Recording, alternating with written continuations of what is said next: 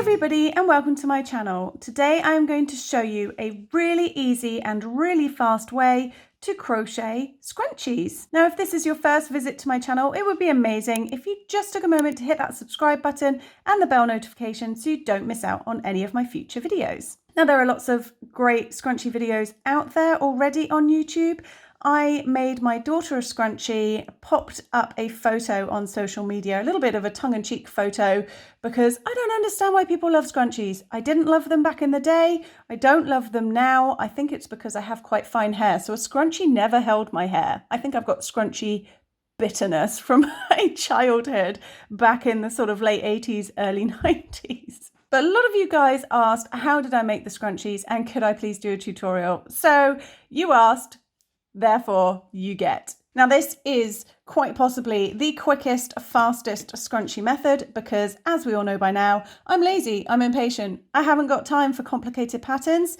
So this is super simple scrunchie time. So let's jump straight on in. For my hair scrunchies, I use Bernat Velvet Yarn and a 5.5mm crochet hook, but you are of course free to use any yarn and any hook size that you so wish. You're also going to need a large eye needle for weaving in your ends, a pair of scissors, and a hair tie. Now the type of hair tie I like are the ones without the metal clamp because I find they're stronger and they're better at holding the hair. So you want a nice, tight, firm elastic that holds its shape. To start, we're going to make a slip knot. And you're going to place your hook into the hair tie. Now the hair tie essentially is going to act like a magic ring and all our stitches are going to be worked around the hair tie itself. So you're going to be putting your hook through the space, a bit like a magic ring, or if you were doing the center of a granny square, something like that. So don't be too thrown by the fact we're crocheting around this elastic because it is a lot easier than you may initially feel. So just bring that loop and your hook to the front of your work. So I've just pulled it through. Then chain 2 to secure your yarn to the elastic.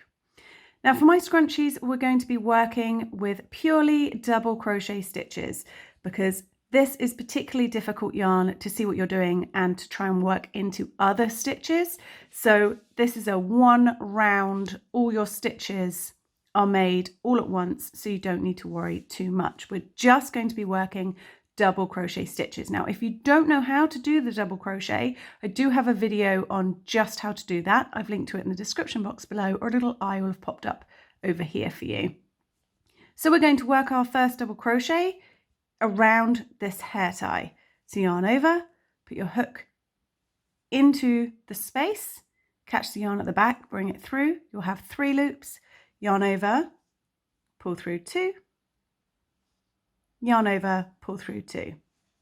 Now, depending on how ruffled you want your finished scrunchie to be, will depend on whether you use more or less double crochets into your hair tie. For my scrunchies, for this sort of size hair tie and using this yarn, I found that about 60 double crochet stitches gives me the right amount of ruffle that I'm after. You can obviously go ahead and put in more stitches if you want to, or less if you wanted less of a ruffle. But the one thing to watch out for is you don't want to put in so many stitches that it stretches out the hair tie itself. So I found 60 is about the magic number for me, but as I say, you may find more or less for you. So I'm going to go ahead, that chain 2 doesn't really count as a stitch. That's my first double crochet. I'm going to go ahead and crochet 60 in total, so another 59 double crochet stitches around this hair tie. I will speed up the footage so you don't have to sit and watch, but I wanted to be able to show you how I scoot my stitches round to make sure there's enough room for all 60.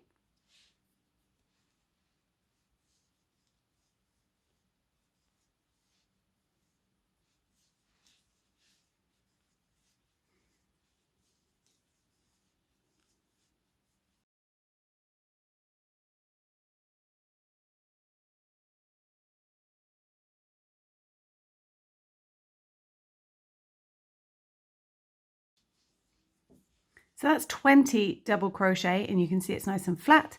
I'm going to scooch all these round.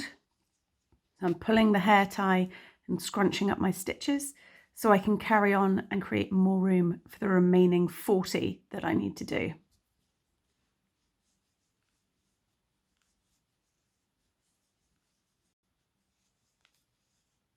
All right, so that is my 60th double crochet stitch, and as you can see, I've got a cracking little ruffle going on here. So I'm happy with that amount of stitches for mine. I haven't overstretched the hair elastic on the inside, so it's still holding its shape. And then to finish off, you just want to try and find, if you can see this is an absolute nightmare to work into. Try and find that initial chain 2 that you did, and you want to do a slip stitch to it. Now, if you can't find it, don't worry, just sort of aim for the top.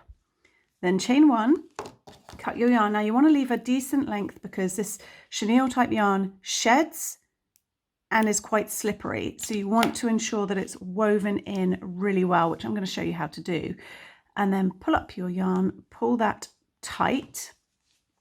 And just before we go ahead and weave in our stitches, just give a little stretch and move those stitches around so the ruffle is nice and even all the way around. You want to basically not be able to see your hair elastic under those stitches. So just sort of move it around so you've got a nice even scrunch all the way around, so it's shedding already.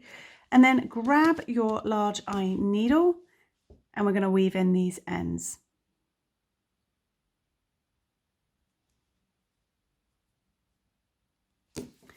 Okay, so the thing to remember with weaving in your ends on a scrunchie is obviously it's going to get a lot of use, and you don't want your ends to pop out the very first time that you tie this into your hair.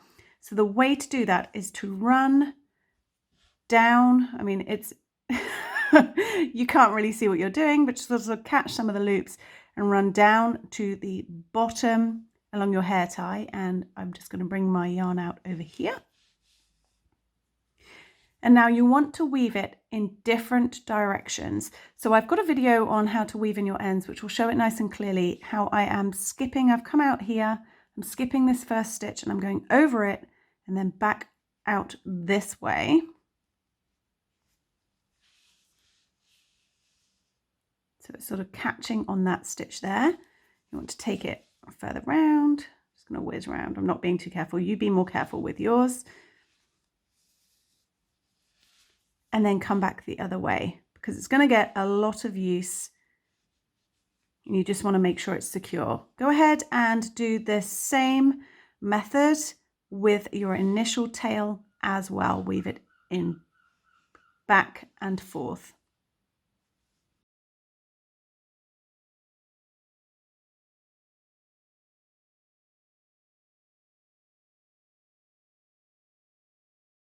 So the very last thing to do before your hair scrunchie is ready to go, give it a little stretch, be quite vaguely rough with it, you can see. And this way, if your ends are going to pop out, you can catch them at this point. So just double check that your ends haven't popped out anywhere. It's all securely done. And you're good to go. That is it. The quickest, simplest, easy scrunchie there is. And as I mentioned, if you want more ruffle, add more stitches. If your hair elastic is a little larger or a little smaller than mine, but you know, it's totally up to you, totally customizable and super duper fast. So I hope you enjoyed this tutorial. It was really quick because these are a quick make. If you have any questions, as always, please do shout in the comments section below. I do my best to try and get to every single one of you. And it would be amazing if you haven't already, if you hit that subscribe button and the bell notification so you don't miss out on any of my future crochet videos. So until next time, happy crocheting.